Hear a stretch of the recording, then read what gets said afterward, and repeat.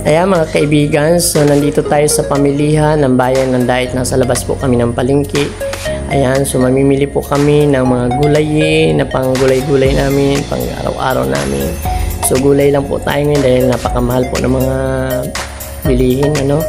So may mga hipon po dyan, may sibuyas, yan, makikita po natin ha. Pasensya na po kung medyo magalaw ang aking camera. Ayan, so napakaganda po dito sa labas kasi nandito sa labas ang mga bilihin, mga gulay sa labas ng palengke po. Ayan, so ayan. Okay, may nyog. Ayan, ikot-ikot tayo. So papasok po kami sa palengke. Ayan, at bibili po kami ng kalabasa. Nandito na po kami. Ayan, oh. Makikita po natin may pakbit, may sitaw, may ampalaya, may kalabasa, napakalaki. Sariwa po yung sitaw, kaani lang daw yan. Tsaka yung kalabasa, maligat daw yan mga kaibigan. Pakbit, napakasarap. Ayan, diba?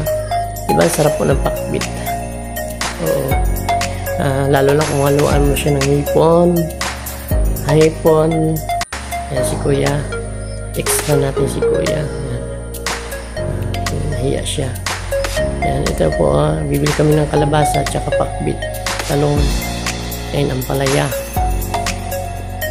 Masustansya po yan, di ba mga kaibigan? Pampalusog.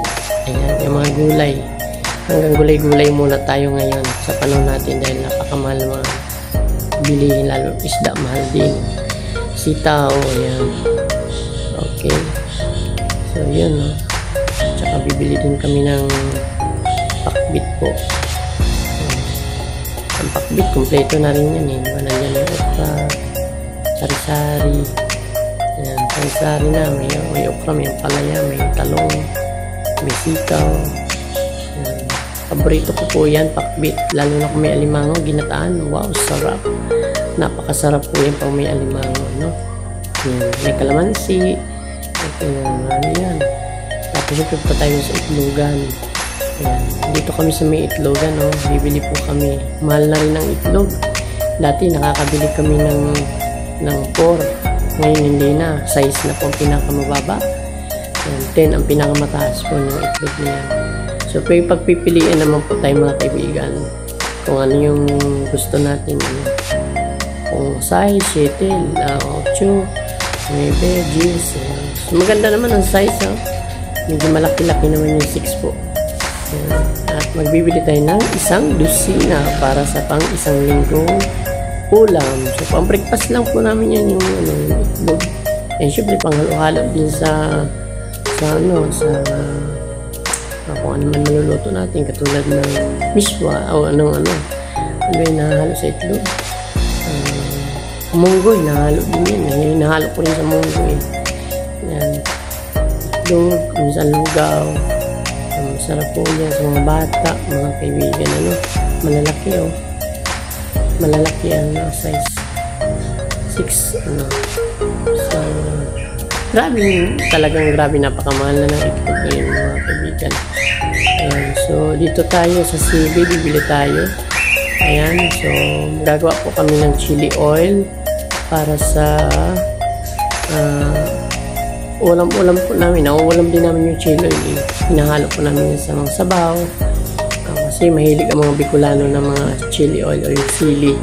So, mga maanghang mga kaibigan. Pula-pula. Sobrang anghang po yan mga kaibigan. At syempre bibili na rin po tayo ng kamatis.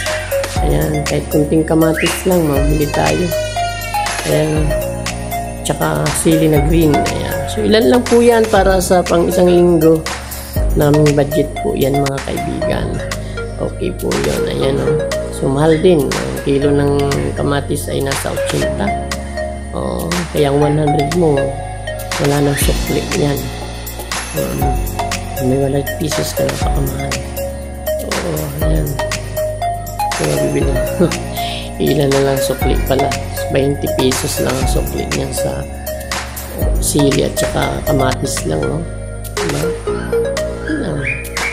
So, bili tayo ng balaw. Napasarap ng balaw ng taba.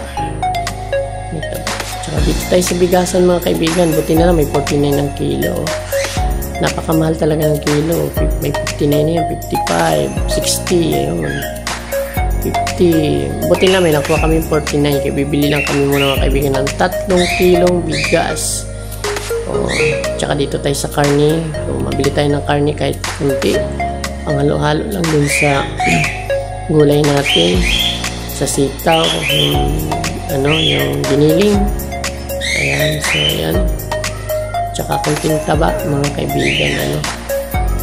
Kasi syempre kahit kunti lang halo, masarap na yan, lagi yung taba-taba, So punta tayo ngayon sa prutasan. Ayan, prutas, napakasarap. Ang prutas ang mahal, kaya bibilhin lang po namin yan tig-isa. Isang orange, isang apple. Ayan, isang apple lang po kasi ang mahal-mahal po, 15 ang isa. Buti pa sa ibang bansa, libre lang yan, kasi may tanim sila ng mga iba't ibang mga prutas, diba? Mga apple, kinakain lang nila dito. Napakamahal na sa Pilipinas itong apple, kaliit-liit. 15 dati, lang yan, 7. Ngayon 15 na, diba? So talagang grabe, tagmahal na talaga ngayon sa panahon natin. Okay, pero ang sasarap sana ng mga prutas, mga kaibigan. Ngayon po ay uuwi na kami.